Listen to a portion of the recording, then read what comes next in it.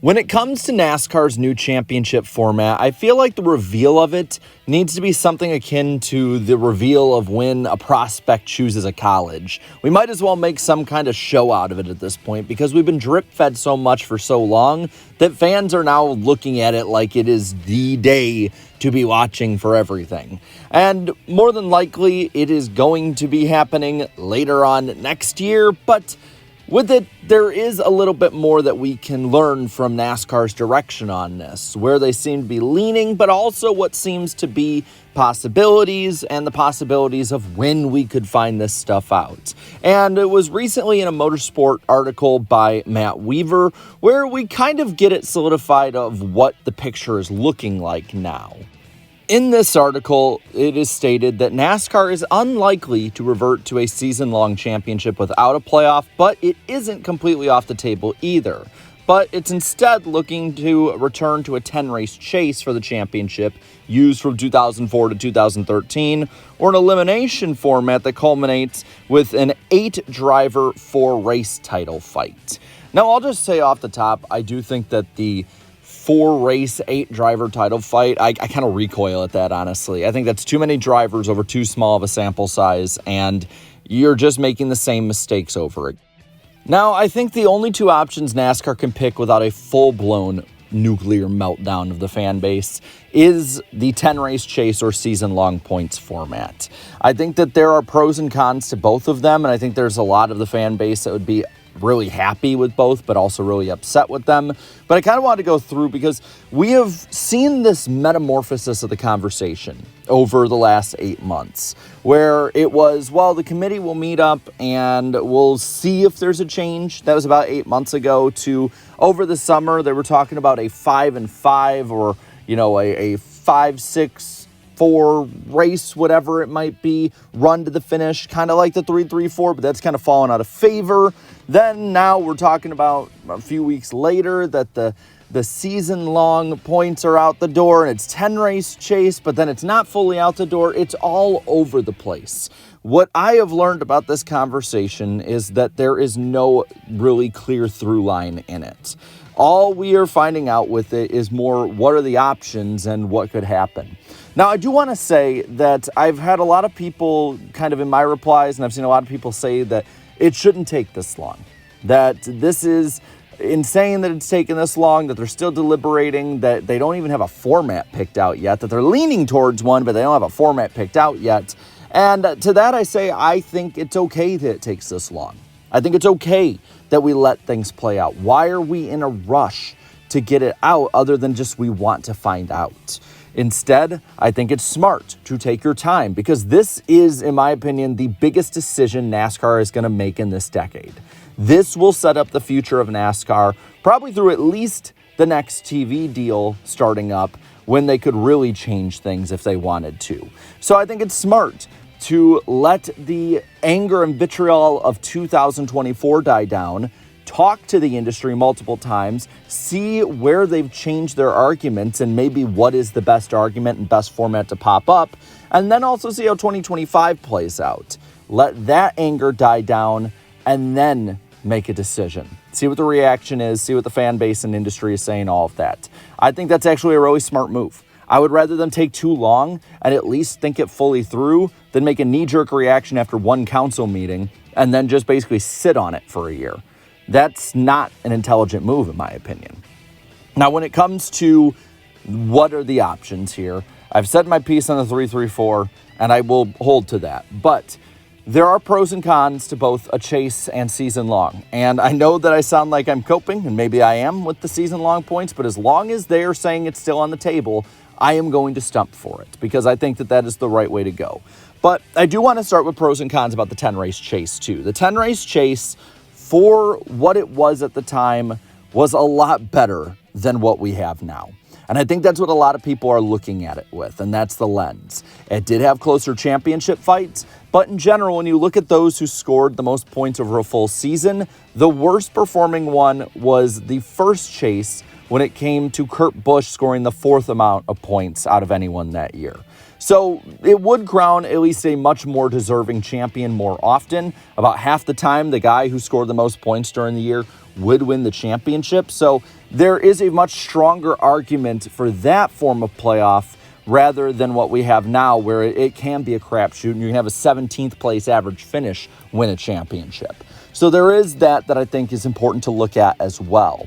Also, the biggest problem with the Chase before, at least overarching, was the fact that they never changed the schedule. And now NASCAR changes the schedule a lot, and it goes to a lot more varying track types as well as even similar track types, but that race very differently. I don't think Homestead races the same way as, say, Kansas does, for instance, when it comes to mile and a halves. So there are some problems that have been fixed for sure with the Chase. And even when you include, and again, hypothetical, race differently, blah, blah, blah, we know that. If you would have included the playoff years, only once since 2004 would the champion have locked up the championship a week early, and that was Martin Truex Jr. in 2017, which is one of, if not the best seasons ever run. So it would be a closer championship, but it would not be 2011 every year, per se. Just like if season long were brought back, we are not getting 1992 every year. Those only come around once every 10 to 12 years, give or take, when you have that close of a championship going down to the final laps. Now, the pros on the season-long side, I think, is that it is the most legitimate way to crown a champion in motorsports. It is the most widely accepted, and when you look at wider motorsports fans in general, that's what they look at for a championship battle, especially in the United States with IndyCar and Formula One. And I think Formula One has changed the meta a bit on this, because now not only do those who watch motorsports religiously think that, but now you have that casual audience that Formula One has really garnered over the last 5 to 8 years, and they're the ones that see that. So it is much more palatable to a wider base now, honestly, to have a season-long points format than before. And yes, there could be runaways, but with the season-long points format, as long as you reward the points well in the races, and same thing with the Chase too, where the winner gets way more points than they ever have before in the Lapford system and the 1-point system we've had since 2011. I think it is very difficult in the season-long points format to question who the champion is. Yeah, somebody might lose with more wins, but then look at how many DNFs and bad finishes they had compared to that other person. Look at how consistent they were, or how they were able to maybe get more points when they didn't seem available at the time. I think that is a very, very solid argument for this system, that it does crown the best champion. Now, for the negatives of both of these, I'll start with the season-long points format. We will have boring championships, and it might be, 30 to 50% of the time. That is the cost of full legitimacy, of regaining that, is that you're not going to have a barn burner every year. Now, you could argue that will make the championships that are close more special, but those other years, yeah, if somebody is simply watching just for the championship and not the racing, they're going to probably be turned off by that. That is a big negative, and that is something that NASCAR needs to take into account. Now, I also think with a season-long points format as well, it will punish bad finishes early, and maybe that disenfranchises different fans. That can be seen as a positive or a negative. But I really think that the biggest negative with season long is that you're looking at people being bored with the last 3 or so races if they're watching just for the championship. On the 10-race Chase side, I think that there are a few negatives as well that people are overlooking from that era, because they think it was just Jimmy Johnson that caused people to hate it. Well, that was not the case. There were dominant seasons like Kevin Harvick's in 2010 and Jeff Gordon's in 2007, Carl Edwards in 2011, that were unfairly punished in the pursuit of a closer championship.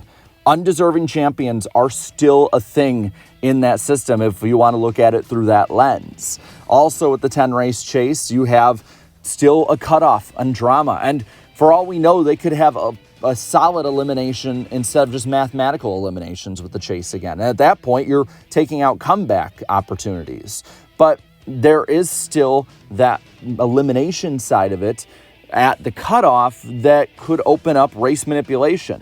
Let's not forget that Spingate, more or less, is what sparked us going to the winning in playoff system, at least early. It was on the table, but from the sounds of it, it was supposed to be in 2015 instead of 2014 until Spingate happened. So there is still race manipulation that could be very, very prevalent in it as well.